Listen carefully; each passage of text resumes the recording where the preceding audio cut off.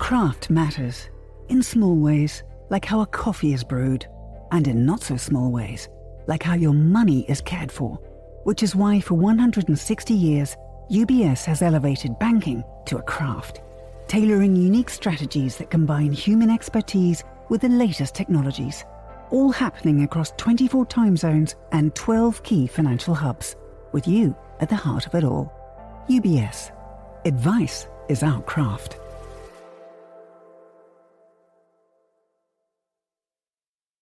You're listening to The Globalist, first broadcast on the 23rd of August 2025 on Monocle Radio. The Globalist, in association with UBS.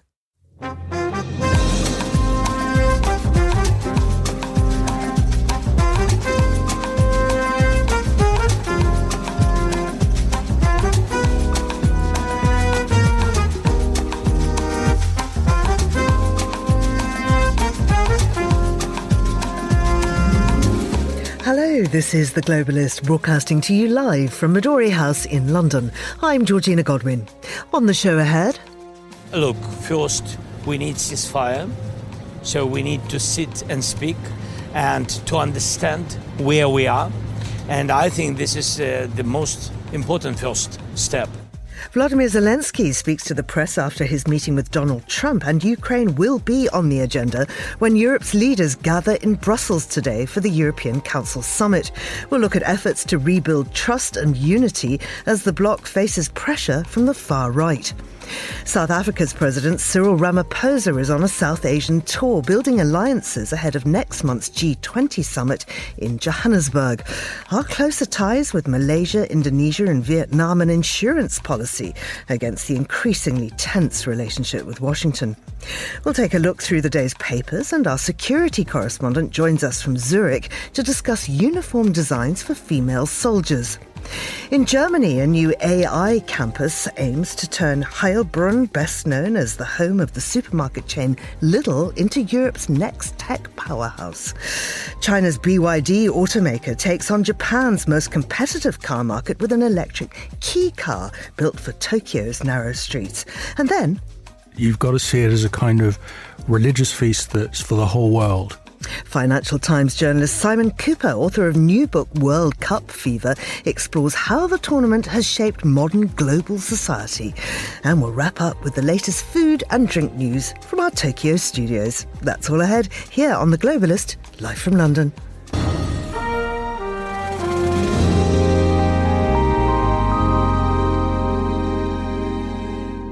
First, a look at what else is happening in the news. The US has sanctioned Russia's biggest oil firms as Moscow staged nuclear drills and a Trump-Putin summit fell apart. More than 100,000 New Zealand public sector workers have walked out in one of the country's largest strikes in decades, demanding better pay and resources. And Mongolia's top court overturned Parliament's attempt to oust the Prime Minister, deepening political infighting and stalling reforms in the country. Do stay tuned to Monocle Radio throughout the day for more on those stories. Now, EU leaders meet in Brussels today for what's been called the first anti-far-right European Council. The agenda mixes geopolitics with domestic repair, Ukraine, Gaza, defence, housing and migration, as the bloc tries to prove it can still deliver for its citizens. Well, I'm joined now by Suzanne Lynch, Bloomberg's Brussels bureau chief. Suzanne, it's lovely to have you back on the show. What does the EU's new defence drive involve, and why is it being presented as the bloc's next industrial engine?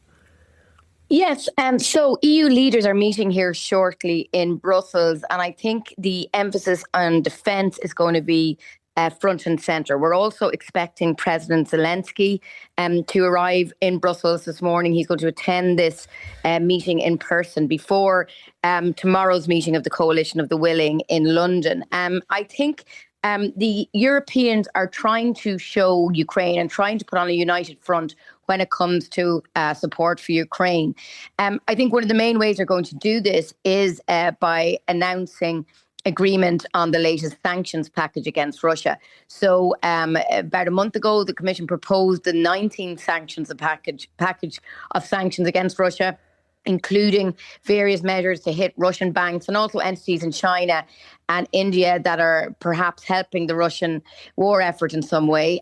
There was some resistance to this from some countries, including Austria, Hungary and Slovakia. But it looks like today Robert Fico, the Slovakian leader, is dropping his opposition and that they're going to agree those sanctions. Now, as we heard there on the bulletin, that's also significant because America, for the first time, has announced in a really surprise move, it's going to hit those two Russian oil companies. And we do believe there was some coordination between Europe and the United States on this. So I think it is a sign of Europe, but particularly the US, tightening the screws on Vladimir Putin, which of course is significant given the sense here and the concern here that Donald Trump was moving towards some kind of peace agreement with Putin. There was talk of the summit in Budapest, for example. Now it looks like that's on the back burner at the very least. So again, a kind of more flip-flopping by the United States and another change in its policy towards Ukraine. Let's have a look at some of the other items that are likely to come up for discussion. Why has simplification become the latest Brussels buzzword, and what kind of deregulation are they talking about in connection with that? Yeah, I mean, the EU has always had a reputation for maybe over-regulating in some fields. And when Ursula von der Leyen came in for her second term over a year ago, I think there was a sense that she said she was listening to businesses in particular.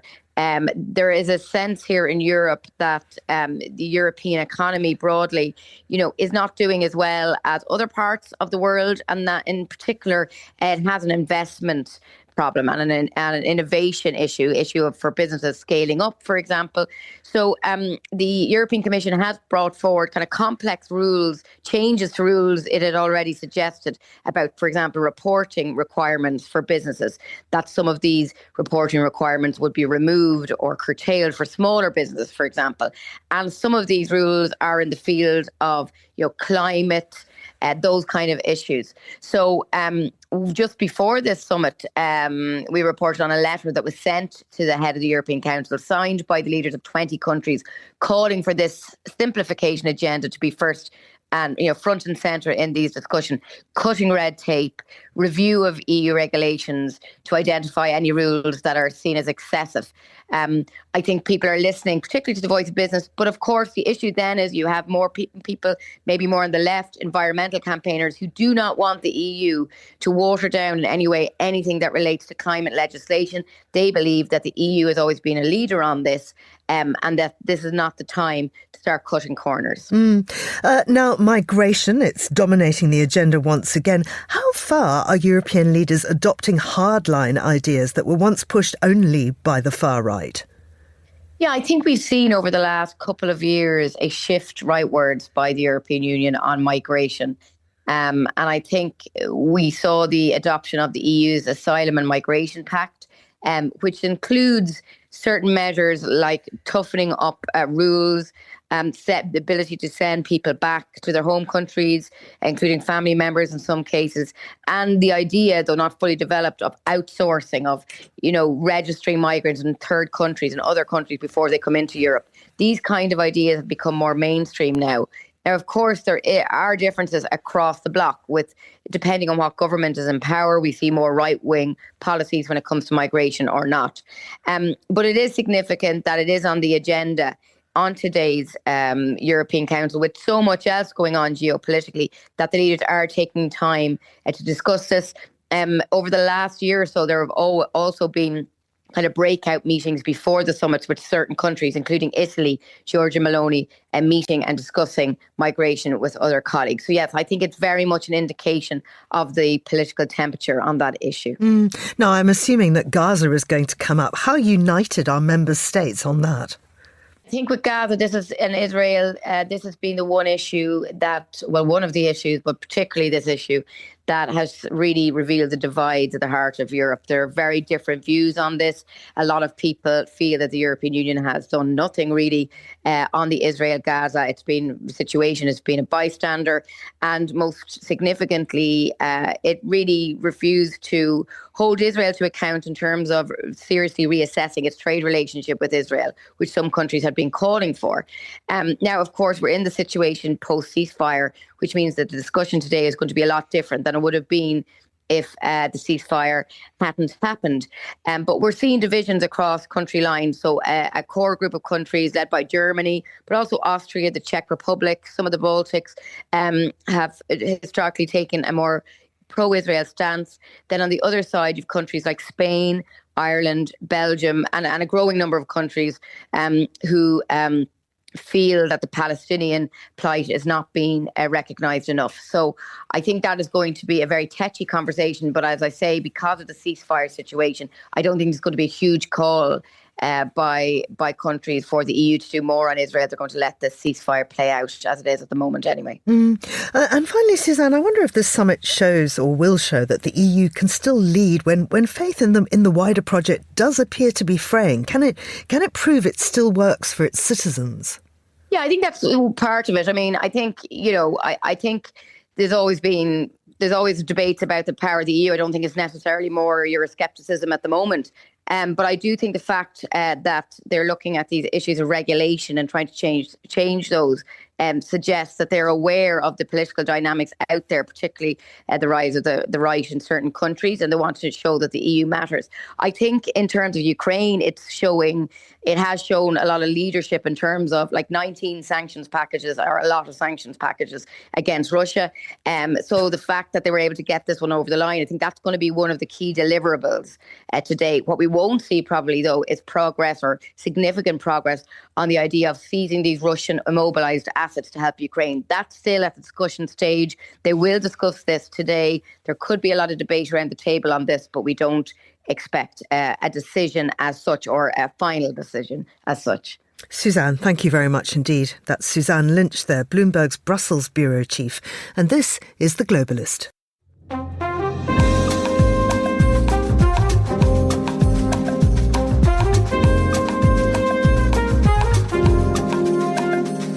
It's 8:11 in Joburg, 7:11 here in London.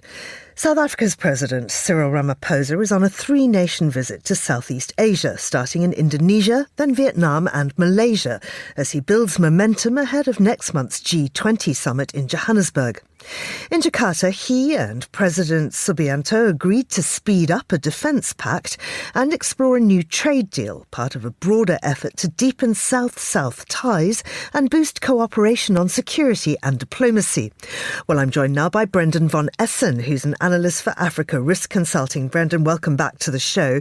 Why is Southeast Asia such a priority for Ramaphosa at this moment? Hi, Georgina, and thanks for having me. It's priority for a few reasons. As you mentioned, it's South-South cooperation is a major underpinning point of South African diplomacy. But at present, South Africa is also aggressively trying to find a way to expand and diversify its trade relations. And Southeast Asia has fast-growing economies, potential new client bases that offers a real opportunity for South Africa to expand its trade relations and its influence at a time where it obviously has lost some access to the US market. So that has put a priority on major countries such as Indonesia, Vietnam, Malaysia, the three countries Ramaphosa is traveling to.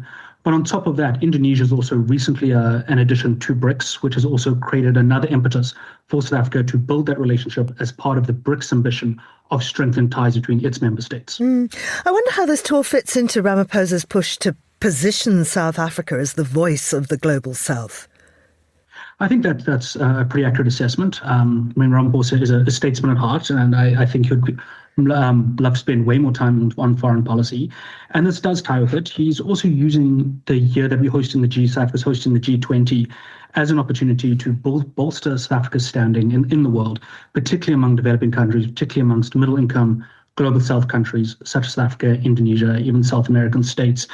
And this also ties in with South Africa's other foreign policy positions, such as the ICJ case against Israel, where some Southeast Asian nations, particularly Malaysia, have expressed support for South Africa's position. And of course, Washington vehemently opposes that. Let's talk a little bit about that, because Trump has said he's not likely to attend the G20 summit and that he's unhappy with the current trade engagement between the US and SA. So what signals does this closening of ties with Southeast Asia, what signals does it send to Washington, given the strains in US-South African relations? I think the primary signal it sends to DC is to let the US administration know that South Africa does have options. I mean, we can debate about the extent to which we can replace our US or augment our relationship, that is, with the US in terms of trade with other partner states. But this is an opportunity for South Africa to tell the US, look, we know we have lost access under AGOA, we know we're facing these new tariffs, but South Africa still can build new trade relationships with other emerging powers. And it's been a large part of South Africa's narrative that there is a new era emerging in global politics and trade, where emerging nations will take up a larger part of trade and offer more economic opportunities. And this is a chance to try and walk that talk. The success of that, obviously, is yet to be determined. So, I mean, is Ramaphosa then setting up an insurance policy as relations with the West reset? And I wonder who he sees then as South Africa's natural allies. So I suppose, I think there's a lot of truth in that it is definitely insurance policy, both in terms of long-term planning, but also an element of South Africa has been scrambling, obviously, since the new US tariff policy came in and AGOA ended in September. And I think South Africa views, to answer your question, South Africa views its natural allies as similar middle-income countries that might have foreign policy that leans more to the non-aligned movement. So Southeast Asia is a good fit, particularly large states such as Indonesia and Malaysia. And I think South Africa views similar relationships in the Occident with South America, Argentina, Brazil, as those potential partners, which significantly really just brings South Africa's foreign policy deeper into the new expanded BRICS framework. And how does Ramaphosa's stance on Gaza reinforce the message that he wants to bring to the G20 next month? I think it very underpins. I mean, South Africa's mission of G20 is wanting greater global equality, a greater emphasis on ending debt and ending oppression, and obviously a core analysis, core part of Ramaphosa's personal history, as well as the ruling ANC part, or the now leading party in the coalition, ANC, has been opposing forms of imperialism and occupation, has always maintained strong ties with the people of Palestine. So yes, in the G20, that will be a core debate, as what has happened in Gaza has become a core point in global politics, causing quite stark divides. I heard all your previous guests talking about how similar divides have even emerged in Europe over the last few months. Mm-hmm. And just finally, how significant is it that Donald Trump won't be at the G20? It is significant, but it isn't devastating. So obviously the US remains the world's largest geopolitical power, largest economy, and the US president not being there will obviously detract from the event and I suppose remove some prestige and prevent the G20 from being able to come to certain decisions that will impact globally and maybe move the agenda forward. However, it does present other opportunities, as the absence of Trump will create light and oxygen for other topics in other states to move to the fore, and will obviously could undermine potential US obstructionism on a variety of issues ranging from debt forgiveness to climate change. Brendan, thank you very much indeed. That's Brendan von Essen, analyst for Africa Risk Consulting. Now, still to come on the programme. The challenge before us is to quickly improve technological capabilities in Germany and Europe. German Chancellor Friedrich Merz says Europe needs to catch up as he breaks ground on a new AI campus for Germany. But is it already too late to match the US and China? This is The Globalist. Craft is a matter of perspective, a unique outlook, an obsessive attention to detail.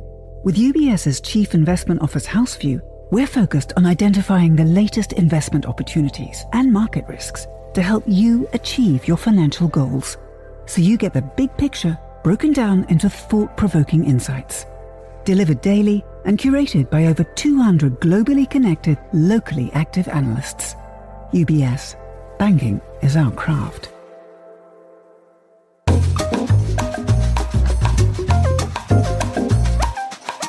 It's just coming up to 19 minutes past 7 here in London, and I'm joined in the studio by Vincent McAviney, political broadcaster and commentator. Good morning to you, Vinny. Good morning. It's lovely to see you here. Let's talk about Russia, because we often do. Yes, we often do. This is a story from Le Monde that I'd like you to pick up on about Russian secrets and how Russia's built an Arctic spy network using European equipment. Yeah, this is a really fascinating and timely story, particularly when we know that the US has just put in those sanctions on two Russian oil companies and how effective Russia is at getting around international sanctions. So this is a long-read investigation by Le Monde and a German TV broadcaster channel, NDR, as well. And it goes into real detail about what they've been up to in the so-called sort of high north, on the sort of boundaries of these sort of Arctic seas for the last couple of years, which has involved Russia building this massive network underneath of cables, sensors and sonars to not only protect its own nuclear sites, but to also detect incoming submarines, because this area is now becoming the fascination because of the way that the ice is shifting. It's opening up new lines of potential transport. And what we're seeing is really that Russia has managed to get around sanctions, being able to use shell companies to get dual-use technologies. So things, for instance, like drones, sea drones from Britain, sonar equipment from the United States. They've been able to, not have to develop this themselves, go out to the commercial market, buy it when they were banned from buying it when they were banned from buying it, and then bring it home and build this massive network themselves. It's a really fascinating long read as to what they're doing in an area of the world where things are shifting very quickly, and a lot of countries are very interested in it. Absolutely. Let's cross to the New York Times. Now, when Trump said he was building a ballroom at the White House, he did say it would be very close to the existing building, but not actually touching it. Now it turns out he's actually tearing down the East Wing. Donald Trump lied. Who would have thought? Yes, he had been maintaining that they were only going to be needing to make, it would be very, at first it was very close to the East Wing, and then it was going to be, we're only taking down the facade and we'll extend it out. Now they've just sort of said, because they've been trying to stop people taking photos from nearby areas. Now they've just given up the ghost and said, oh yeah, we're tearing the whole thing down. Oh, and by the way, it's $300 million now, not $200 million, as I told you. I mean, I think if you were an American, the symbolism of this, I think, could come back to haunt him. Tearing down an actual section of the White House that is over 100 years old, that is supposedly under protection orders. The fact that he, just as always, it is the sort of Silicon Valley move fast, break things, then the courts and the public can catch up with me. This happened without announcement. It was only when people spotted this machinery turning up that they knew that this full demolition was getting underway, and they've tried to obfuscate in the past couple of days as it's been going on as to the extent, but now they can't. You can't point to a pile of bricks now of what was the East Wing and say, oh, it's only sort of minor renovations whilst we build this spectacular. And it's got to go through some official body which hasn't actually given its approval yet. Exactly, yeah, that hasn't given its approval whatsoever. And they're trying to point out that successive presidents have done big renovations, but renovations are one thing, but this is sort of tearing down an entire structure that stood there since 1902. It's housed the offices of First Ladies, the social secretary offices. It's also played host to some sort of key meetings over the years in the Clinton administration. But the what he's trying to build, I mean, first of all, this huge structure, I mean, he's only got 3 more years left in the White House, on paper. And building a ballroom at the time when the government is shut down, when his administration is trying to block furloughed workers from getting what they normally get, which would be back pay once the government's back up and running. I mean, I think he is really testing the boundaries now of how much the public will go along with him ahead of we've got the midterms next year. If you were the Democrats, you would think, well, this is a gift. This imagery of him literally tearing down the people's house, something he doesn't own. I think they should plaster it all over their advertising campaigns. He gave a dinner for people who had donated to this. It's all funded by private donors. And he said, we've made enough money. In fact, we've got extra. And I think we might use it to build the Arc de Trump. The Arc de Trump, indeed. And he was showing them 3 different sizes. Yeah. It was like, if you invest this much, we get this, in this much, you get this much, we can go the full hog. I mean, it was like a timeshare salesperson. No, let's just move on. I just can't. Oxford rail link to reopen as Europe's Silicon Valley takes shape, says The Times. We love a rail story here at Monocle, don't we? And it is a big celebration here in the UK because I think it's 250 years, or no, is it 200 years of rail is the big celebration. And Britain, if you look at a map, Railway 200, a celebration of 200 years of rail. If you look at a map of Britain's rail network in the early 1960s, you see lines everywhere. And then there were these reforms, I think it was the beaching reforms, and so much of it was shuttered, including a line that ran between Oxford and Cambridge. And since then, that line has sort of just been dormant. There's been freight that's passed along it, but it's not been used. So if you want to go between those two great universities and sort of science research cities, you have to come into London on public transport, go back out is the sort of quickest way, effectively, not quick at all.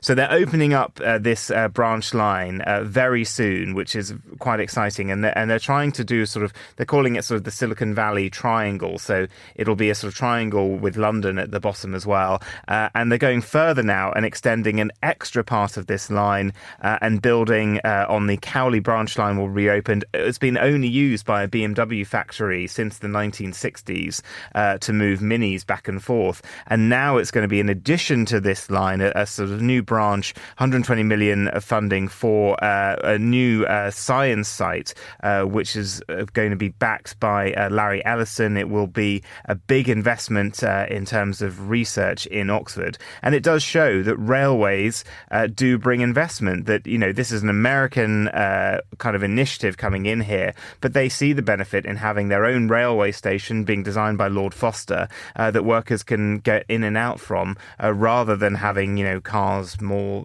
traffic on the road. I was up and down on the train a lot last week to Cheltenham, where the Literary Festival was going on, and there were huge problems on the trains, signal failures and all sorts of things. And at one point, everybody had to get off the train and then get on a train somewhere else, and it was just... the worst words in Britain are rail replacement bus service. But the point was there was a very long wait until the next train, but I could see that there were a number of other trains coming through. So I asked the inspector or whatever he was about it, and he said, oh no, but those are run by other networks. And this sort of cry took up in the carriage, nationalise the railways. And it's true. I mean, well, that's what Britain is heading towards. Exactly. With the Great British Rail, essentially, our sort of decades... Which we used to have, right? Yeah, and our decades-long experiment since the 1980s in privatisation, which has ultimately failed. Even by the end of their time in power, the Tories accepted that it didn't work as a model. Franchises don't work. You've seen not enough investment in the lines. You've seen sort of poorly managed contracts, and now they're all being as gradually phased into one company as those contracts expire. Well, it's not just Britain's institutions that are bad at things. It turns out the Louvre was pretty lax with its security. Very lax. And I was slightly fascinated, going back to, do you remember when we were in Paris for the Olympics in 2024? To my spot for the opening ceremony was literally by this window. I was down there in a sort of press spot covering it, in part from Monocle. And I was very surprised, actually, because I'd never been to that sort of section. You walk into the front of the Louvre, the pyramid, you go around, you go out. I'd never been in that section of the Louvre, and I couldn't believe how street-facing it was, how there was no sort of perimeter wall around the external walls. And I think there are serious questions, and there's two pieces here. So one in the Telegraph, the thieves who stole that truck with the lift mount, which are kind of common in Paris because that's how you move furniture into the lovely grand apartments and things because of the spiral staircases. They had stolen it 9 days before and had swapped the plates over. So that vehicle had been missing for 9 days. Police action, they hadn't found it. And then you've got the museum itself. The area was not covered by CCTV on the external wall, which seems absolutely extraordinary and such a dereliction of duty. We now get estimates that the jewels, we were told they were historically they're priceless, but they are around the $102 million mark. So I was speaking to a forensic art expert the other day who's sort of tracked down a lot of paintings and other works. He said that paintings are increasingly hard to get rid of, but jewels, he said, they will have been broken down within the day, sewn into the linings of garments. They'll head to Antwerp, Tel Aviv, India. They will be cut up and sold, and they will likely never be seen again. It's such a cultural loss for France. But you do have to think, there are two collections similar in the UK. You've got the V&A Jewel Room, which is essentially in a vault buried deep in the V&A, which is open. It's a spectacular room. I'd really recommend it. Free to visit as well. And then you've got our crown jewels in the Tower of London. I mean, you've got a moat, external wall, another building that they are in, again, in what is essentially a vault structure in that building with the huge doors, no windows. There are serious questions as to why they thought placing such valuable items on the periphery of the building was a good idea in the first place, despite the failures and everything else. Vincent, thank you very much indeed. That's Vincent McAviney, and this is The Globalist on Monocle Radio.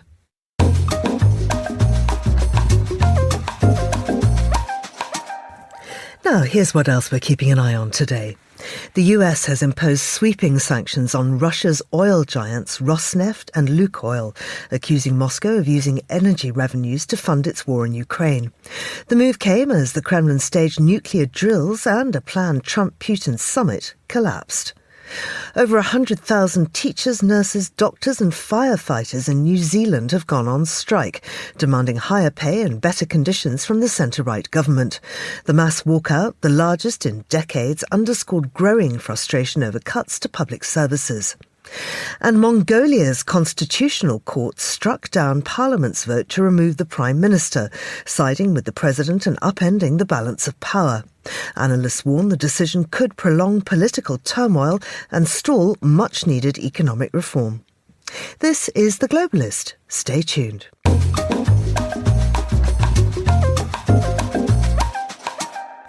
Now for a look behind the headlines. Here's Monocle's security correspondent Gorana Gurgic on the need for better equipment for female soldiers. For decades, the lazy answer to the female quote-unquote problem in military design was simply to shrink it and pink it, to make the men's version of a piece of kit smaller and color it in pastel. This quick fix had real costs. Ill-fitting body armor, flight suits, and even underwear reduce performance and raise injury rates. To complain about this isn't woke. It's a matter of pointing out a design problem that has operational consequences. Only in the past few decades has research started to catch up. The US Army's Combat Capabilities Development Command recently decided to treat bras as mission equipment, not fashion accessories. Designers held surveys and focus groups, prototyped flame resistance concepts with adjustable support, and explored the link between fit and comfort, fabrics and focus. The result? Better fitting, more functional garments. These fixes belong to a broader engineering doctrine called human systems integration. Under Joe Biden, NASA and Pentagon guidelines required anthropometry, ergonomics, and human factors to be integrated early into system design to ensure that equipment was usable. Despite this progress, there is still some way to go. The solution is simple. Mandate mixed-body anthropometric testing in procurement, fund targeted R&D, and run field trials with diverse users. Design isn't neutral.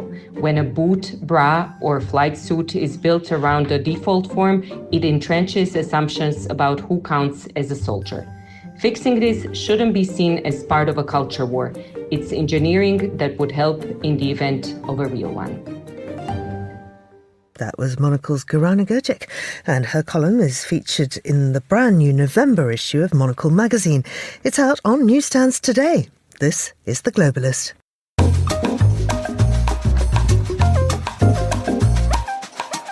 It is 8:33 in Heilbronn, 7:33 here in London. Germany has broken ground on what it hopes will become Europe's leading AI hub, a vast new campus in the otherwise little-known city of Heilbronn. Backed by 80 companies and some €3 billion in investment, including $2 billion from the family behind retail giant Lidl, the project aims to turn a supermarket town into Europe's Menlo Park. But can Germany innovate at scale and catch up with the US and China in the field of artificial intelligence? Well, to explore that, I'm joined now by Maren Gull, who is an expert on entrepreneurship and author of The New Geography of Innovation. Maren, it's great to have you on the programme.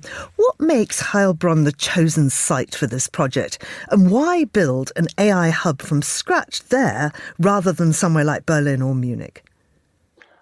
Thank you so much for having me, Georgina.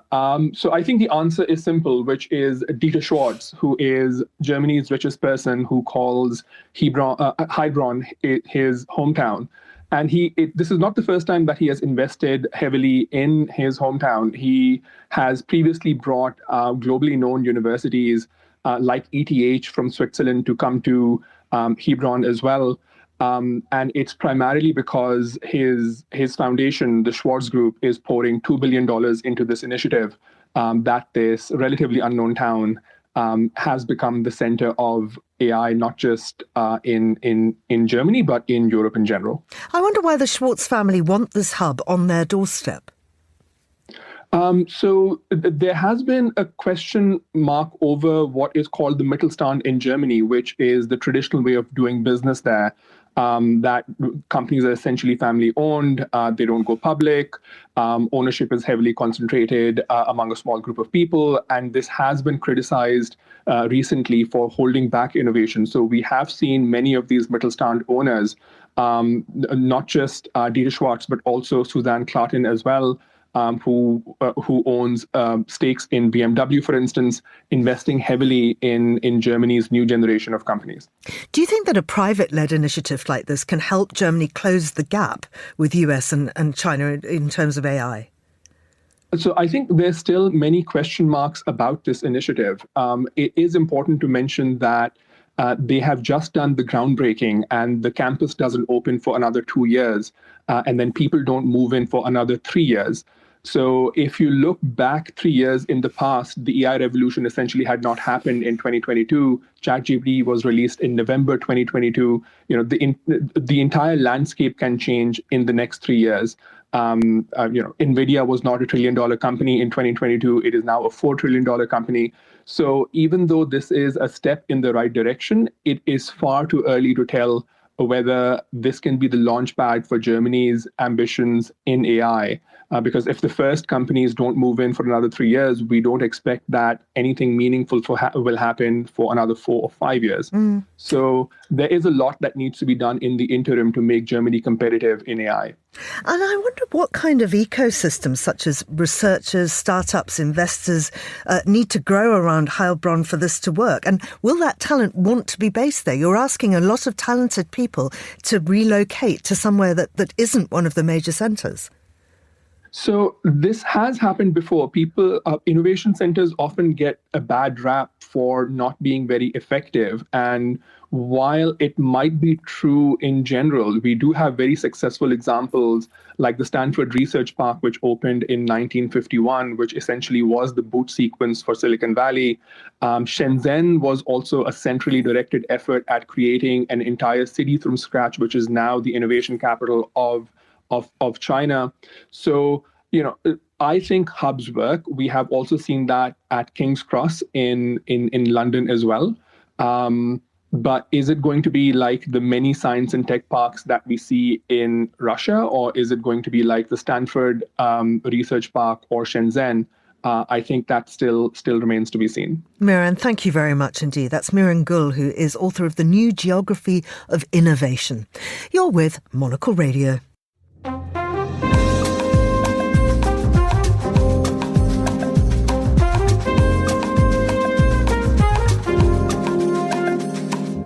Chinese automaker BYD is expanding its presence in Japan through a new retail partnership and the launch of an affordable small electric vehicle.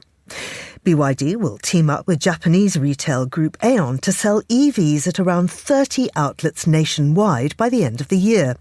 At next week's Japan Mobility Show in Tokyo, BYD will also unveil an affordable, fully electric key car, its first model developed specifically for the Japanese market. So to tell us what impact this could have on Japan's auto market, I'm joined by Hans Grimmel, who is Asia editor of Automotive News. Hans, welcome to the show. Could you tell us about BYD's strategy in the Japanese market and how well it's working so far? Well, BYD is a rather new entrant here in Japan. It's not having great success so far with EVs, but that's mostly because of two factors, I would say. One, EVs are not very popular to begin with in Japan. And number two, it's a foreign company, an overseas company, and they have traditionally had a hard time breaking into Japan's market. When we look at the new strategy, it happens to have perhaps a little bit more chance of success because they are really focusing on this K car segment, this mini car segment that's unique to Japan and has such a big share of the market here. Tell us about this K car. Why is it popular? What does it look like? And why is it particularly suitable for Japanese roads? Well, it's a unique kind of car or a unique segment that gets special tax considerations here in Japan. That makes it a little bit more affordable, but it also has to be boxed into certain dimensions. It's very small, it's very narrow, it's very light. The engine horsepower is limited on it as well. So it's a very, very tiny car, something that probably wouldn't sell very well in many other markets. It's unique here because it also is uniquely suited to the roads, which are very narrow in Japan and small. So it fits into tight places very easily. It actually, this segment as a whole takes up about 30% of the overall market. So it's a very sizable business here.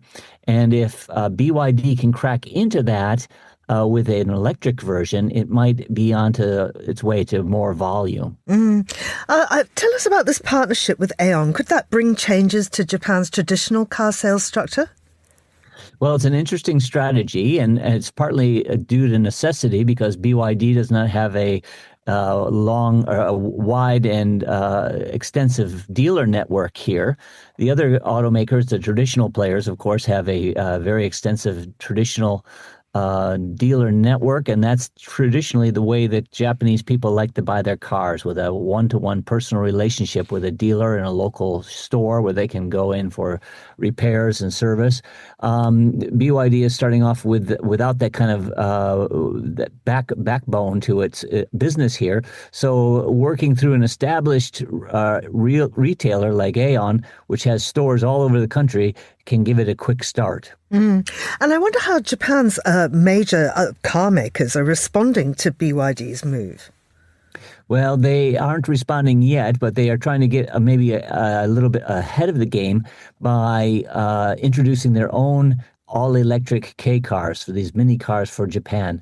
We see that becoming a trend. We have already in the market, we have Honda with one, Mitsubishi with one, Nissan with one, Suzuki is expected to introduce one as well. So you have these other local makers coming in with the cars as well. So they're giving BYD a run for their money.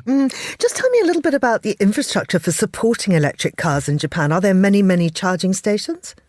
No, that's another big strike against electric cars here. A lot of people live in apartment buildings or apartment blocks where the charging infrastructure is not very well established, or they have a hard time finding or installing their own home chargers. And meanwhile, the charging infrastructure around the big cities is not very well established as well, partly due to space constraints and expense. That is why, as opposed to electric vehicles, hybrid vehicles, which have a gasoline engine and electric motor, are more popular in Japan. And finally, what does this move by BYD tell us about the next stage of China's global EV expansion and also Japan's ability to respond to it? Well, this is a real frontal assault on Japan's home market and the last bastion of their domestic business that they thought that they had all to themselves. Few foreign automakers really tried to challenge the Japanese in the mini car segment here, partly because of the expense and the hassle, if you will, of having to develop and do the R&D and the cost to make a car that fits into that segment's special rules, which has only limited. You can basically sell it only one place in the world. So it's really been a kind of a deterrent to many global auto players to enter that segment here. BYD, I think, is taking the idea that if they can make it in Japan and compete against compete and win against the Japanese players in their last bastion, then probably they can compete anywhere on the world stage against the Japanese. So that's a big threat to them. Hans, thank you very much indeed. That's Hans Greimel, who is Asia editor of Automotive News. And this is The Globalist on Monocle Radio.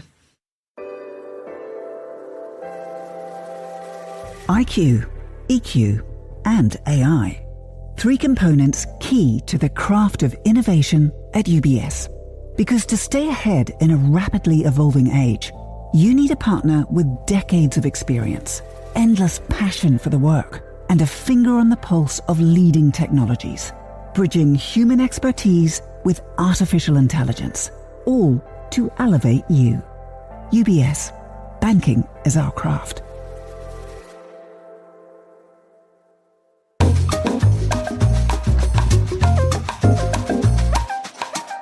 And now it's time to discuss football, more precisely the appeal of the World Cup. Author and Financial Times journalist Simon Cooper, also one of the best football writers out there, has just released a new book, World Cup Fever, a footballing journey in 9 tournaments, on how football has transformed the world. Monocle Radio's Fernando Augusto Pacheco caught up with him. I interview a vicar here in London who says that you've got to see it as a kind of religious feast that's for the whole world. So a religious feast like Easter or like Eid or Hanukkah, which is a time of celebration, escape from the drudgery of life. And a World Cup is that, but everyone is invited. So whether you're Brazilian or Iraqi or English, and we have this love of our nation, but it's also appreciation of others, and kind of everyone's talking about Brazil or everyone's talking about France, as the case may be. And so it's a kind of nation and planetary celebration. It's very strange. It's very strange, and for me it's more powerful than the Olympics. I don't know if I'm allowed to say this. Yeah, I mean, I live in Paris. I saw the Olympics last year, went to a lot of events, and I do find it quite boring, the Olympics. And I think most people in the crowds, when I look around, also find it boring, because you're at archery or pole vaulting or whatever, and most people have no idea what's going on. And so people are there for the event, and they're having a good time. In a World Cup, people are engaged to the core of their being. And, in the book I remember World Cup matches from when I was 8 years old in 1978. I can describe moments to you, as most people who love World Cups can. And I began going in 1990, so the book catalogues the 7 World Cups I've been to and how the World Cup captures the world, and it's about football, but about so much more. So much more, because even the countries that are hosting those events, I mean, suddenly in 2010 you have South Africa, which I know is very close to your heart. 2014 Brazil, so new countries were hosting the World Cup, and then Qatar, so even the countries that are chosen have changed, right? Yeah, so the World Cup was really a kind of Euro-Latin American duopoly into the 1990s, and almost nobody else gets a chance to play and suddenly not host. So in 1990, my first World Cup, there were 3 teams from the British Isles, England, Scotland and Ireland. There were 2 teams from the whole of Asia, 2 teams from the whole of Africa. And so, yeah, for a country like South Africa or Qatar to be given a World Cup, that country also goes on a journey. It's this question, who are we? What do we want to be? What are our ambitions? And then this fantasy that you can remake yourself through a World Cup. So World Cup doesn't so much change the country, but it takes the country on this journey that lasts, sometimes up to a decade from when it's chosen as host. And it's fantastic to watch that country go through that. I mean, you as a Brazilian saw that around 2014. Absolutely. And I was there. That was actually the only World Cup which I attended to. And it was against your country, which is, you're a Dutch supporter, right? I'm not Dutch, but I support Holland passionately, yes. And so World Cups are a highlight of my sort of attachment to Holland, the country I grew up but was not a citizen. And yeah, I mean, we beat Brazil 3-0. It was, and in fact, it was almost anticlimactic because it was 4 days after Brazil had lost by a rather larger margin. Yeah, that was the game I was in the stadium for, and I remember we were very sedated, the Brazilians, because we had that trauma after Germany, and then we were like, the Dutch are winning. They're the best today, so we have to give in to them in a way. Well, I watched the Brazil-Germany 1-7 in a bar on the Avenida Paulista in Sao Paulo. And a Financial Times editor calls me after about 20 minutes and he says, it's 2-0, Brazil's going out. You have to write a story about this. And as I'm talking to him, it goes from 2-0 to 5-0 in 5 minutes. And at half-time, I walk down the Avenida Paulista to see how Brazilians are taking it, because every bar is packed. People are wearing the canarinha, the yellow shirt. Yes. And I think, how are people going to react? And they were laughing their heads off. People were laughing, and it was just it was so bad, it was hilarious. It was so absurd. I even thought that they were replaying the goal on TV, and I was like, no, that can't be true. That really cannot be true. But okay, let's start from the beginning, from your first World Cup that you've attended. That was 1990. And I'm not sure if you can say that, but it was not by accident, but a friend of yours invited, right? So it was kind of... Yeah, so I'm at university, I'm 20 years old, and I'm in the bar, and a friend of mine comes up, and he said, if you had tickets for the World Cup in Italy, would you go? And I thought, I don't really understand the question, because, yes, of course, but I don't have tickets. How would I get tickets to the World Cup?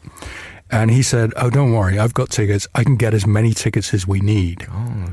And it turned out he knew a guy whose dad worked for Mars. Mars had invited all these sponsors from around the world. But in 1990, North Americans didn't care about soccer. Asians didn't care about soccer. And the whole story of the World Cup was hooliganism. The English hooligans were going to destroy Italy, which to some degree did happen. And so Mars couldn't invite its guests. The guests didn't want to come. The sponsors didn't want to come. So Mars had been left with hundreds of tickets. So me and two friends, we drive to Dover and we, take the train from Calais to Italy. They won't let us in at first because they think we're English hooligans. And so that's my first World Cup. How was the feeling for you? Because for you, you always loved football, right? Yes, from the beginning. I mean, it just felt insane to be at a World Cup. Like how...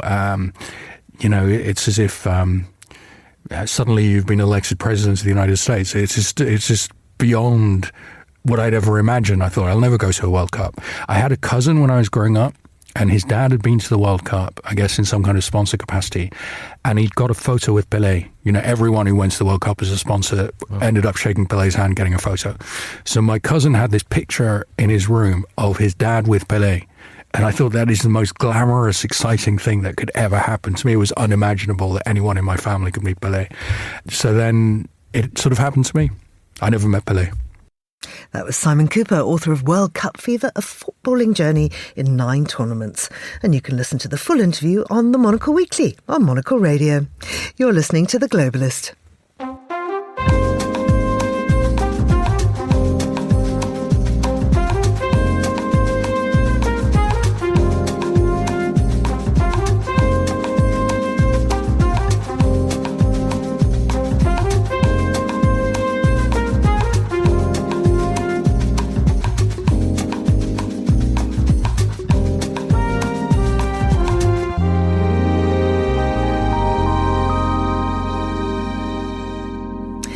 Finally, on today's show, it's time for a roundup of news from the world of food and drink in Asia.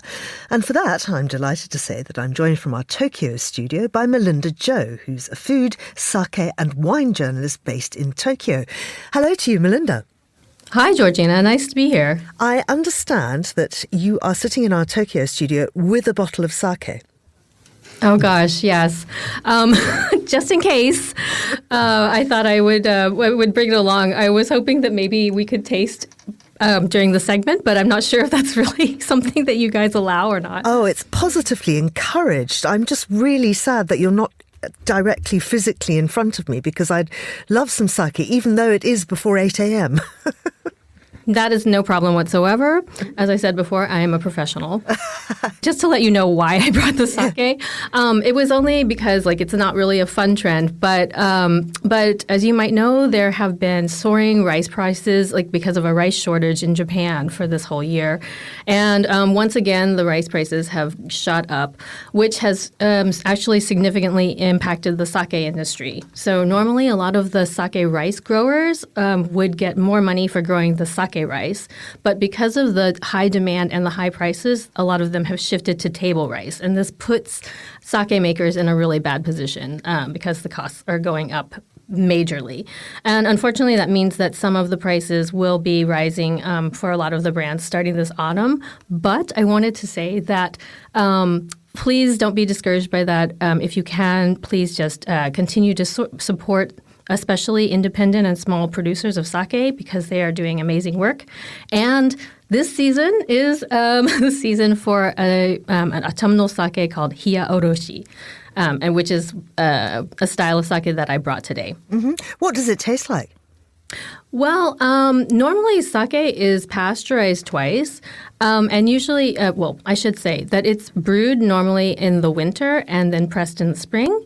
And often it's pasteurized twice before it's being sold. But this style of sake is allowed to rest over the summer and normally just pasteurized once. So it has both a fresher taste, but also the roundness and mellowness that comes with aging for 6 months.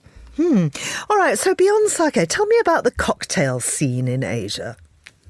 Sure. So the cocktail scene in Asia is really, really lively. You might know that there was recently the World's 50 Best Bars Awards in Hong Kong. And for the first time, a bar from Asia took the #1 spot. It was Bar Leone from Hong Kong, which watershed moment for us in Asia. And also the bars in Tokyo, there have been normally just a couple of bars, but we had a little bit of an increase this year as well. And what do you think that's down to? Well, I think that the general trend is that we're seeing a bit of a global diffusion in the cocktail scene. So previously, if you look, let's just say, at the world's 50 best bars, previously London and New York would have accounted for probably more than a quarter of the bars. But now we're seeing a lot more new markets enter. So, for example, some bars from Eastern Europe got onto the list for the first time. And Tokyo, Paris, and Athens are now really contenders, on the tail of New York and London. Mm-hmm. Can the same be said for restaurants? Are we seeing the eating out sort of diffusing, if you like, beyond the traditional big centres? Oh, certainly. I think that this is a trend both in food and drinks globally, but certainly we see that in Japan. For example, you probably also know that we've had record numbers of tourists here in Japan. I think for the first half of this year, it's something like 22 million visitors, which is extraordinary. But of course, they all go to Tokyo, Kyoto, and Osaka. Our restaurant scene in Tokyo is amazing. We just had the Michelin awards ceremony. And once again, Tokyo is the city with the most starred restaurants in the world, which is fantastic for the consumers. However, the one problem is that with all of the overseas tourists, we're seeing really difficult. We're seeing more difficulty getting restaurant reservations and also higher prices. So partly because of that, but not only, it's also because there's so many people coming. They're looking for new places to go outside of the major mega cities. And so we see a lot of interest in places like Kanazawa and Toyama and also Fukuoka, where I just came back from. Oh, yes. Tell us about that briefly. Fukuoka is really a food lover's paradise. It is probably my favorite place to go in Japan to eat and drink.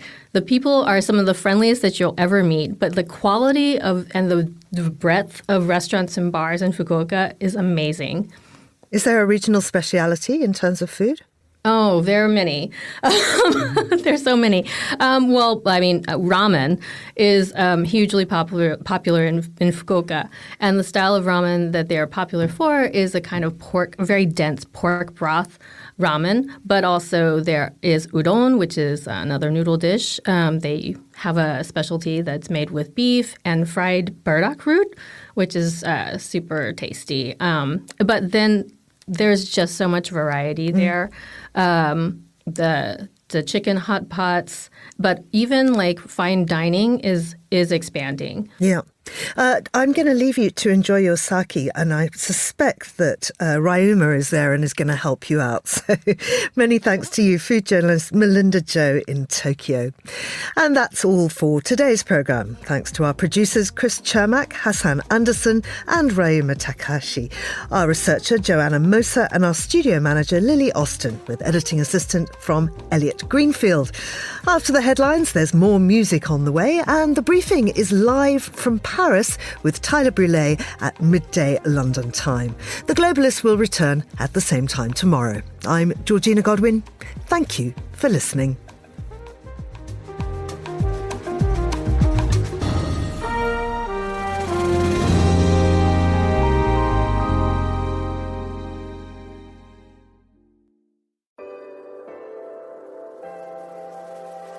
With UBS, you have a truly global partner, incorporating new technologies, innovative approaches, and unexpected opportunities, leading you to insights that help answer the questions that matter, delivered with passion, care, and unmatched expertise. Because it's about rising with the dawn each day, knowing that we can do even better. That's what banking is to us. Not just work, but a craft. UBS. Advice is our craft.